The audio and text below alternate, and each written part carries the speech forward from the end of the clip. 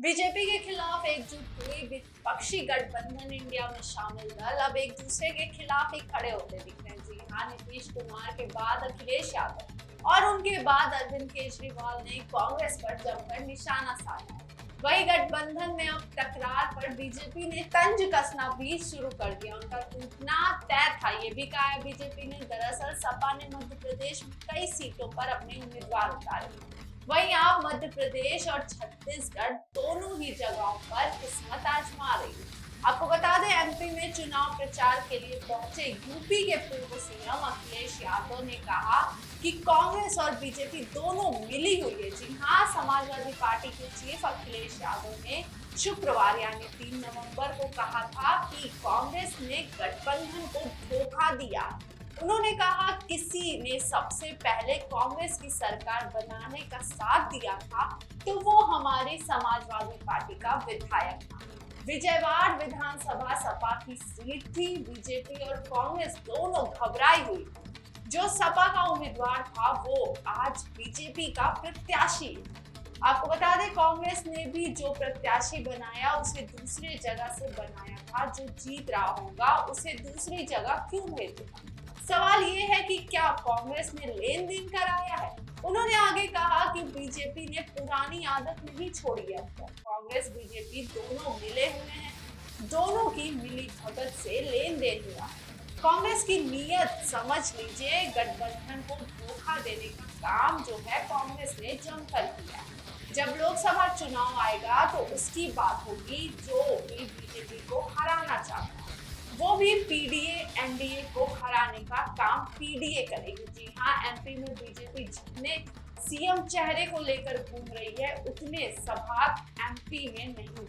कांग्रेस के जो बुजुर्ग हैं, हाल ही में मध्य प्रदेश विधानसभा चुनाव में सीट बंटवारे को लेकर कांग्रेस और सपा में जुबानी जंग हुई। उसके बाद अखिलेश यादव ने बिना नाम लिए हुए दावा किया था कि पूर्व सीएम और कांग्रेस के वरिष्ठ नेता हमारे साथ मीटिंग की। इस दौरान 6 सीटों पर उनकी बात बनी हुई, लेकिन कांग्रेस ने सभी सीटों पर अपने उम्मीदवारों की घोषणा कर दी। इससे नाराज होकर उन्होंने कहा कि गठबंधन लोकसभा चुनाव के लिए तो हम भी यूपी में इस बात का ध्यान रखेंगे। आपको बता दें, छत्तीसगढ़ के अलकतारा में अरविंद केजरीवाल ने रोड शो के दौरान बीजेपी और कांग्रेस को निशाने पर लिया था। आम आदमी पार्टी के संयोजक, राष्ट्रीय संयोजक अरविंद केजरीवाल ने कहा, मुझे पूरा विश्वास है कि कभी ना कभी छत्तीसगढ़ में भी आपकी सरकार बनेगी। आपको बता दें, 75 सालों में देश को कांग्रेस और बीजेपी ने लूटा है, लेकिन हमारी सरकार देश के बारे में सोचती है और देश के विकास का काम भी करती है। दिल्ली में हमें 8-9 साल हो गए, लेकिन हमें ना तो बीजेपी हरा पाई और ना ही कांग्रेस। बीजेपी के वरिष्ठ नेता और पूर्व केंद्रीय मंत्री रहे रविशंकर ने कहा कि विपक्षी गठबंधन Indian national development exclusive alliance अवसरवादी करार दिया है। उन्होंने आगे कहा कि नीतीश कुमार ने खुद स्वीकार किया है कि इन दिनों इंडिया गठबंधन में दिक्कत है। नीतीश कुमार ने कहा कि कांग्रेस नेता राहुल गांधी के पास चुनाव के कारण विपक्षी गठबंधन इंडिया के लिए समय ही नहीं। मध्य प्रदेश में आप जेडीयू समाजवादी पार्टी चुनाव मैदान में कूद गए। उन्होंने चुटकी लेते हुए कहा, अगर लड़ाई सीधी है तो आप कांग्रेस और अन्य विपक्षी दल सभी पिछले 6 महीने से इंडिया गठबंधन के लिए नाटक क्यों कर रहे हैं? नीतीश कुमार ने आगे कहा कि 5 राज्यों में विधानसभा चुनाव होने हैं। इसके साथ ही कांग्रेस को ज्यादा दिलचस्पी है।